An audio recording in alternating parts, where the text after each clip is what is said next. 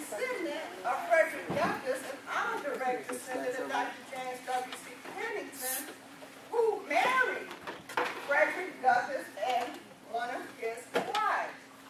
Who would have known 3 centuries, right, maybe 3 centuries later, that he and I would connect again to continue the same work? That's a result of post-traumatic slavery disorder, right? And without further ado, I introduce to you all Dr. Umar Johnson. He has books and he has the CDs, and I think the CDs are $20 and the books are $20, and afterwards you can get it and he'll sign it for you, and he'll take it from there. A lot of his people and the sisters are here as well, so give him a round.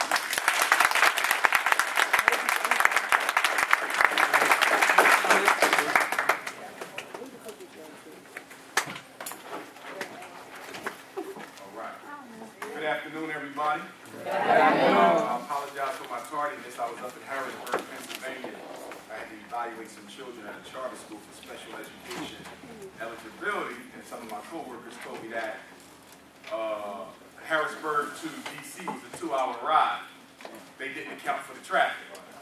So that's why I'm just now getting here, but I should have called on my brother Kev, because he's from York, Harrisburg area, and he would have told me to take a little bit more time. As Dr. A said, I'm the author of the new book, Psychoacademic Holocaust, the Special Education and ADHD Wars Against Black Boys, self-published. For those of you who are interested, you'll have the opportunity of purchasing my book today. Also, I have about 30 different DVD titles, everything from Intellectual Insurrection that I did with Professor Griff to the Nat Turner panel discussion that I did with Dr. Jeffries and Dr. Cambone, for Sisters Only, Relationships and Dating, Military Science. I got a little bit of everything.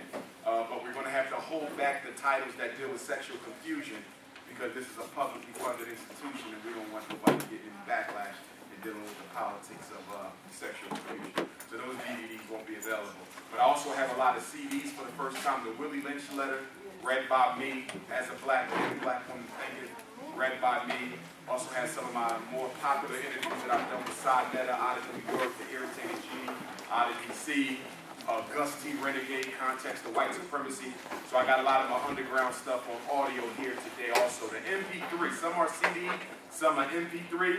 If you don't have an MP3 player, you'll have to listen to it on your computer or upload it to your iPod or MP3 player. But the MP3s on average have anywhere from 4 to 12 hours worth of information. These are collections, so if you want to get a crash course on white supremacy, get that Gus T. Renegade one. For those of you who are social science majors, psychology, education, law, politics, criminology, show of hands if you're a social science major or professional. Okay? Some of y'all don't know. Y'all working on it. Okay, but that's all right. That's all right. Today we're going to talk a little bit about everything as it relates to psychology. So those of you who are education majors and law majors and psychology majors, you can afford to go without my book. Why? Because if you're dealing with law and you're going to be an attorney, and you're not going to be one of those attorneys I work with who just want to make money off the problem, but you actually want to solve the problem, you're going to need to know how the miseducation machine works. If you're an educator and you want to make sure you're not miseducating black boys, you need to know a few things. And if you want to be a psychologist, then you definitely got to have my book. And I want to encourage all of you who are in the education and psychology field, even if you're not, consider a career as a school psychologist, which is what I do. School psychologist is the only psychologist who can call themselves one without a doctorate. Okay, you're also the only psychologist who can work in private practice for yourself. And as we know, you don't go to special education unless you come through me. So school psychologists are considered the gatekeepers of special education. So when we talk about black boys being over-identified as retarded, learning disabled, emotionally disturbed, ADHD, you know how they got that way? Because somebody sent them to somebody who 9 times out of 10 don't look like them, and they came to the conclusion that they had a problem learning when most of the time they did not. Okay? Not to mention you'll make pretty good money doing this. Okay? On your off time, you can do private testing for private school admissions. You can do testing for parents who just want to know what my kid's IQ score is. You can do testing for almost anything. So it's a good source of income, but more importantly than the money, because this ain't about capitalism, it's activism, you get to make a big difference in the lives of our children. Okay? Now, what is the one law of psychology that I want everybody to remember here today? There's one major law, and that is all human thought and behavior can be conditioned. If you take a note, you want to write that down, because it's going to be difficult to understand anything about the world you live in, particularly the American social order, and definitely post-traumatic slavery disease, if you don't understand the law of psychology, that all human thought and behavior can be conditioned. Most of us think what? That we are all individuals, don't we? But we all tend to like the same sneakers, enjoy the same music, be attracted to the same types of people. Okay?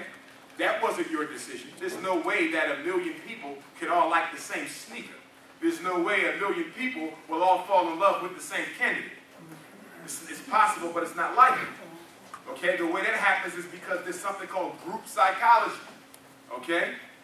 And there's something called political psychology. And there's something called psychology in general, which is a science of not only studying human thought and behavior, but studying how to do what? Control human thought and behavior. Do you know how many psychologists work for the FBI and the CIA? Do you know how many psychologists were involved in the CIA's MK Ultra mind control product? All of that has to do with the conditioning factor. Very important that we understand. Okay? You, in your tastes and your likes and your opinions, are probably more due to conditioning than they were of free choice. And you need to understand. Which is interesting when you deal with education. Why? Because a lot of us will look at children and say, well, if he comes to school and doesn't want to learn, that's his fault. But who conditioned in him the desire to not be interested in his education? Now, some of us will automatically say his parents. But if you look at the amount of time that the average child spends in front of their parents, they spend more time in front of the television and in front of the teacher than they do in front of their own parents. And this is black, white, rich, and poor. So who really conditioned him not to take education seriously? Was it really the neighborhood? Or was it the popular television networks that are not owned by nobody who lives in this neighborhood? So we got to look at the bigger picture here. Now, when you deal with psychology, this a whiteboard too? Is it? Okay, I'm going to make sure I don't mess up the property. Okay? So when we look at psychology, right? Psychology is a child of two things. One is philosophy, and one is eugenics. And whenever you deal with psychological thought, you have to deal with the mother and father. I would call the mother philosophy, and I would call the father eugenics. The first philosophers, or the first psychologists, the first people who were considered as psychologists were philosophers, because psychology rests upon philosophy and ideology. Now, why is that important for you to know that psychology rests upon philosophy and ideology? Because when you look at the DSM-4, and all of you should know what that is, whether you're a psychologist or not, especially if you have or plan to have children. Okay? Now, the DSM is what? The Diagnostic and Statistical Manual of Mental Disorders. 5th edition just came out a couple months ago, right? This is the Bible of psychiatry and psychology. It's the Bible. Every diagnosis we get comes from that Bible. But that Bible is more about philosophy than it is about truth. Do you know how a mental disorder becomes a disorder in the DSM? It does take science into account, but the final determination of whether or not the criteria for depression makes it in the next volume, or the final decision on whether or not the criteria for ADHD makes it into the next volume is based on what? A social vote of the memberships in that particular committee. Part science, part philosophy. Don't forget that. Every mental disorder diagnosis, part science, part philosophy, don't forget that. ADHD, part science, part philosophy, don't forget that. Forget that. And because philosophy cannot be proven, because philosophy's tool is what? The theory. Theory, by definition, cannot be proven to be true. It might be true. It might be false. But you can never really prove it one way or the other. So all of our psychological theories could be wrong. They could be right. But my message on that point is to make sure you never take a psychological diagnosis as 100% truth. For example, a lot of my work is around what? The title of my book, Special Ed and ADHD Wars Against Black Boys. What are two theories? Learning disability and ADHD. These are the two weapons of mass destruction that I fight that are using to fuel the school-to-prison pipeline of African-American Latino boys. Now, the learning disability, the definition of what? A psychological disorder and one of the basic processes involved in learning that manifests itself in low reading, math, or writing skills, right? So the definition says we got to have proof of a psychological disorder. But the test that I gave those kids in Harrisburg today, some of which I helped standardize, okay, does that test tell me whether they have a learning disability or not? No. It only gives me a score. I didn't have to make the professional opinion. I draw the conclusion as to whether or not these scores that this kid got on these tests on this one day that they've ever seen me in their whole life. That's another thing. They will see me one day. And in one day, I am asked to make a decision about whether that kid can learn how to read without special aid. Whether that kid can count without special aid. So I want you to see the theory. My conclusion is a theory. It is not a fact. If I were to ask some of you, how many of your kids are diagnosed with ADHD? Some hands would go up. And some of y'all have bought into the theory. You made it a fact, even though it's not. It was just an opinion of that particular psychologist on that particular day, at that particular time, working with your particular child. And they concluded, their working hypothesis, their philosophy of why your kid couldn't sit down is because they got a neurological problem that they did not directly test for. Now, if you come to Dr. Umar Johnson and you ask me why your child couldn't sit down, my particular theory, which can be tested, or should I say my premise, is that your child can't sit still because you never taught him how. That your child was never asked to sit still for longer than 5 minutes going through school. Or excuse me, being at home before he started kindergarten. So you never conditioned him to be able to sit still. So he shows up in kindergarten for the first day, boom! 9 times out of 10 with a teacher who don't look like him and might not be too interested in his success. And for the first time in his 6 or 7 years of life, he's being asked to sit still for longer than 5 minutes. And when he can't, boom! You need to go get him some medication. Philosophy. Now let's deal with the eugenics side of psychology. Now this is going to be a little bit scary for you. Eugenics is a word that means good stop.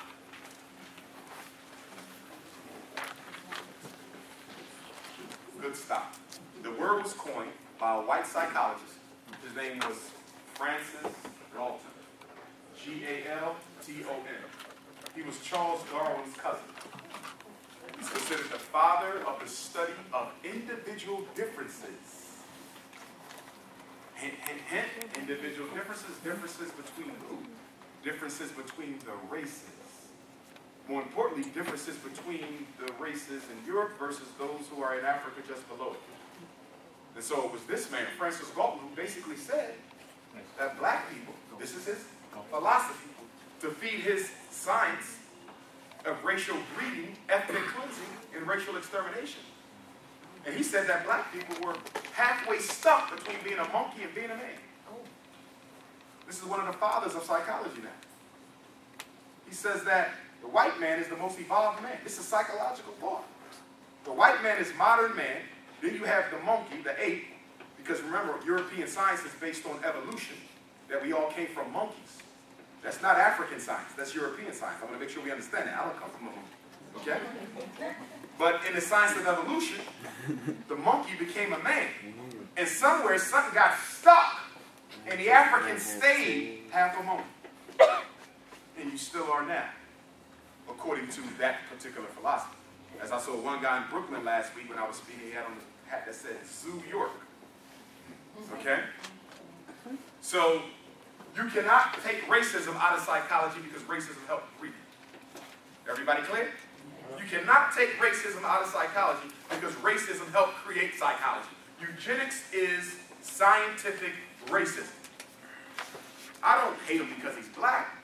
Scientifically, he's a half monkey. So, don't blame me for no personal bias. We have scientific evidence to prove this. And of course, the evidence is all opinions too, passed off as fact. And then you got philosophy over here that says your ideas can't even be proven, that they're just all philosophies, thoughts and ideas that grow out of a what? A certain zeitgeist. A zeitgeist is a particular way of thinking. A zeitgeist. Okay? And we're going to talk about a couple of zeitgeists in psychology. So mother and father, philosophy, and eugenics. There's no such thing as psychology without racism, not in the Western sense. Now, if we look at it in the African sense, where Sigmund Freud stole it from, now somebody said, wait. What do you mean where Sigmund Freud stole it from? You didn't know Sigmund Freud spent time in Africa studying the mysteries of chemistry before he came up with his philosophy of psychoanalysis? Next time you go to the library, I want you to get a picture of Sigmund Freud's office. You can get it, you can probably Google it. Get a picture of Sigmund Freud's office, and you will think he was in the office of Dr. Wade Nobles or Dr. Naim Akbar. You would think he was in the office of Dr. Francis Cress Welsing, Dr. Thomas Parham. Why? Because of Sigmund Freud's office, he had statues of all the deities of killing. Why would a white Jewish psychologist, who was also a racist, have an office full of African deities? Because he took his theory of psychoanalysis from the African's spirituality. What is the premise of psychoanalysis? That most of what we are comes from unknown urges and impulses. To his credit, Sigmund Freud is probably the only psychologist that Western civilization has had that admitted to a spirit or an unseen force. Him and Carl Jung. And then they were dismissed later because of that. Because they started knocking on the door of spirit, which is fundamentally African. In fact, the word psyche, P-S-Y-C-H-E, psyche, okay, which is the Greek or Latin term, was actually borrowed from an African term that meant spirit. So psychology was technically study of the spirit, study of the soul. But the problem is what? In European science, you don't acknowledge the existence of anything that cannot be touched, taste, measured, controlled, manipulated, and most importantly, sold for a profit. So soul fell out of favor.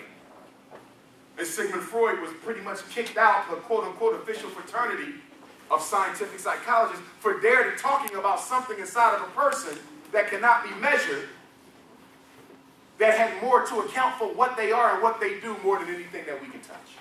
But he was the closest to it. And then Carl Jung, who was a disciple but then also an offspring because he split with Freud, went even deeper. And he actually talked about the soul. He started talking about things like clairvoyance and what do you call it when everything is in alignment? Synchronicity. He started talking about what? A group psychology, a group unconscious, that all people of a certain culture have a certain type of a repository memory bank known as the collective unconscious, which is interesting from a post-traumatic slavery disease standpoint.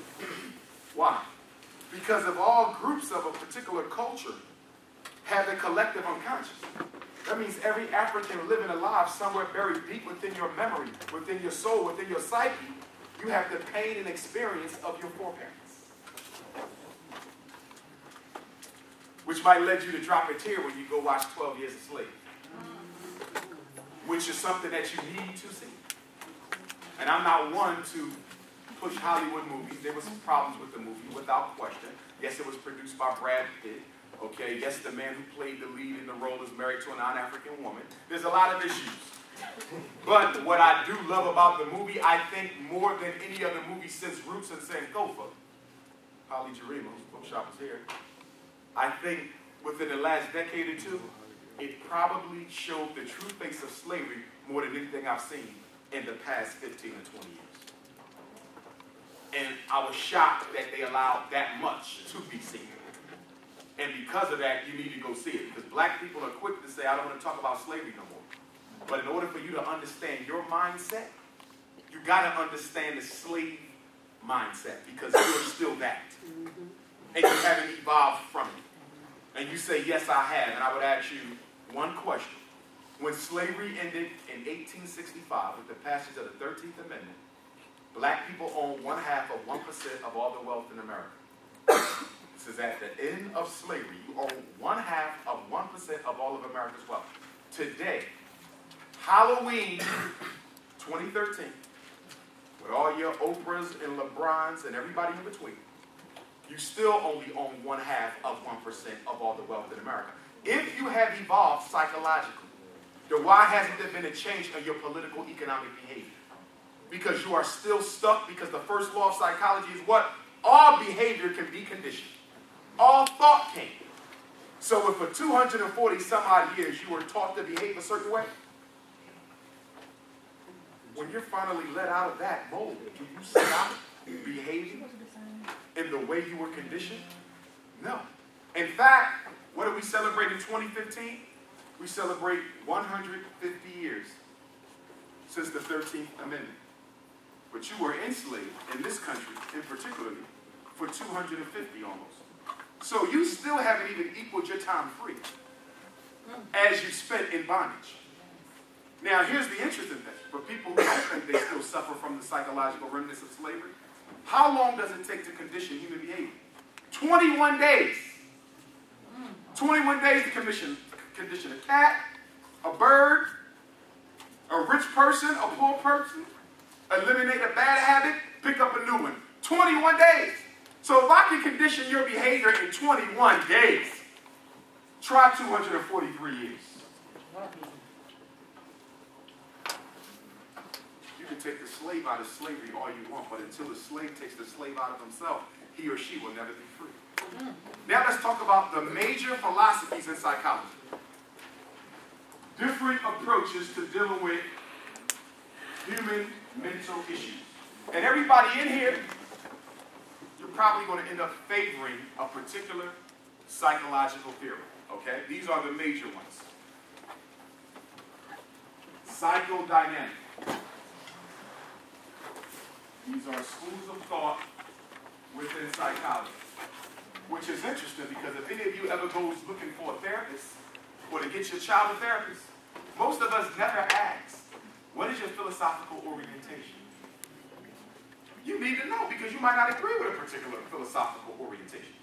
So we have psychodynamic, we have behavioral,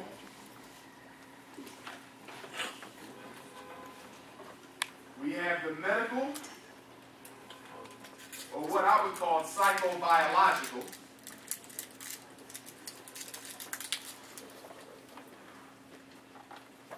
We have cognitive behavioral.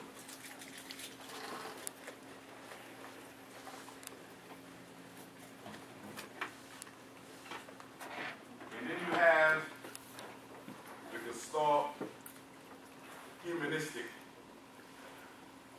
approach.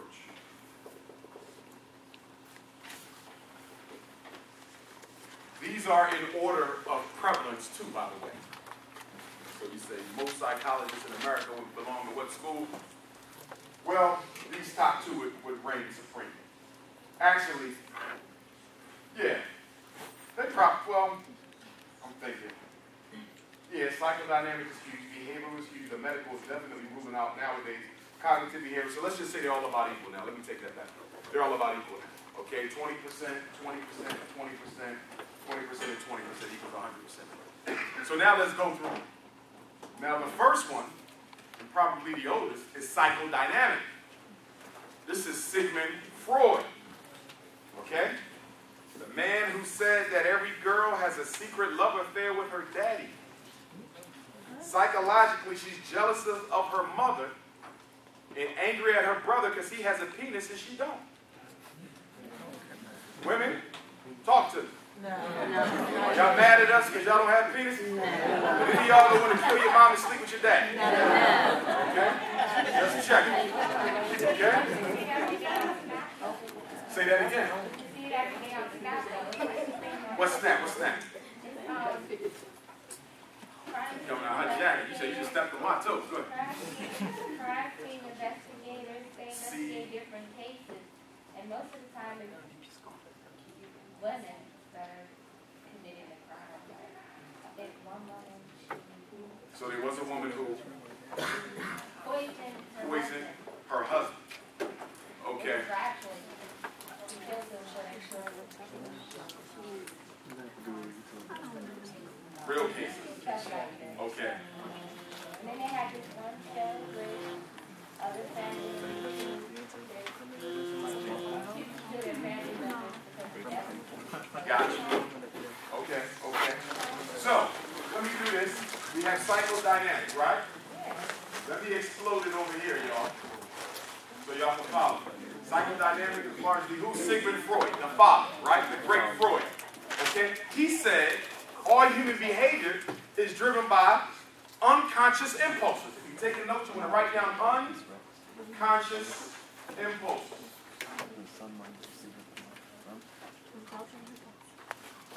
Okay?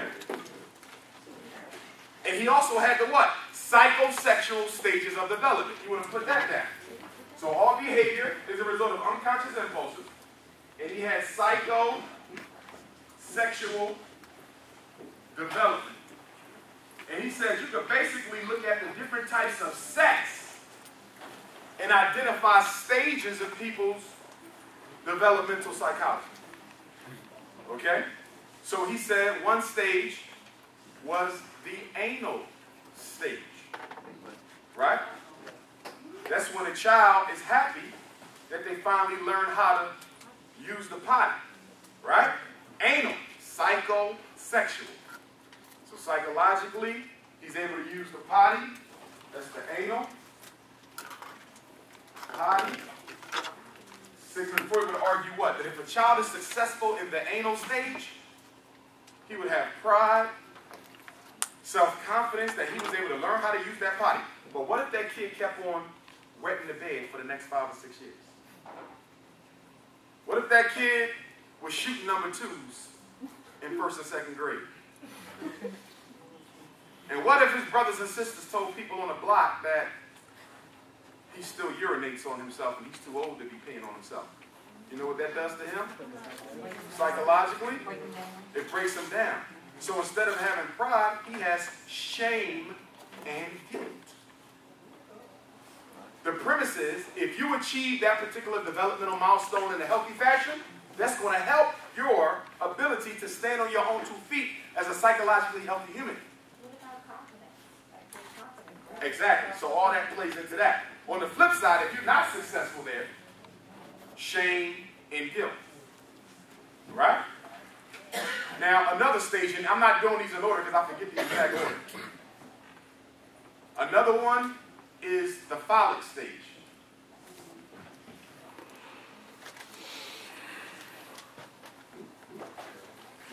What's the one with what's the oral? It's like just the process. Right, this is the problem. So oral is probably one of the first ones, right? That's when the child craves the mother's breast. So that oral stage would be related to what? Healthy attachment with the caregiver. People who grow up and have relationship problems, can't trust, can't attach. Some of them may have had a disrupted and aggravated and agitated attachment bond with the primary caregivers. Ain't that something? Yes. So some of y'all saying, well, what are you saying, Dr. Umar? Are you saying that it's possible that the reason why I keep on getting involved in dysfunctional romances is because I never had a functional one? So if that attachment with the breast is primary to a child's healthy psychological development, what does it mean when a woman doesn't breastfeed her child and give her Similac instead? What is that doing to the attachment bond? And is it possible that the reason why we have so many angry teenagers, black, white, rich, poor, because many of them were deprived of successful oral attachment to the mother's breast? Get away from me. Stop crying. Somebody come get this baby. Y'all see that? And so what is the message at the oral stage if you can't build a relationship with that breast, which is your source of life and sustenance? You learn not to trust people. It's rejection. You learn to be suspicious. Rejection. I was rejected from my mother. I was rejected from my father. And so when I get into relationships, I'm automatically going to assume that what? She going to reject me too. Ladies, you ever date a man who guards his heart? Yes. He might be a good man, but he do not let you love him. His guard is up, and it ain't never coming down. You might have to investigate. Fellas, it's the same way. But we also have to look at how the opposite sex relationship is the relationship with the opposite sex parent. So for fellas, with mothers, with daughters, with fathers. Now don't get me wrong, the woman still goes through that oral stage with the breast with her mom because they are breastfed too. But she needs that healthy attachment to her daddy. And if she doesn't get that validation, that spiritual nutrition, she could end up becoming a hopeless romantic. And what are hopeless romantics, ladies? These are women who fall in love with the first man they meet. Because you're looking to get what daddy never gave you, that masculine validation. Is everybody following me? Yes. So this is what Freud said. He said, look at all the little freaky stuff people do. Oral sex, anal sex, phallus, the penis. He said, I can create a stage for each one of those. And so don't get me wrong, Freud was a little bit of a pervert.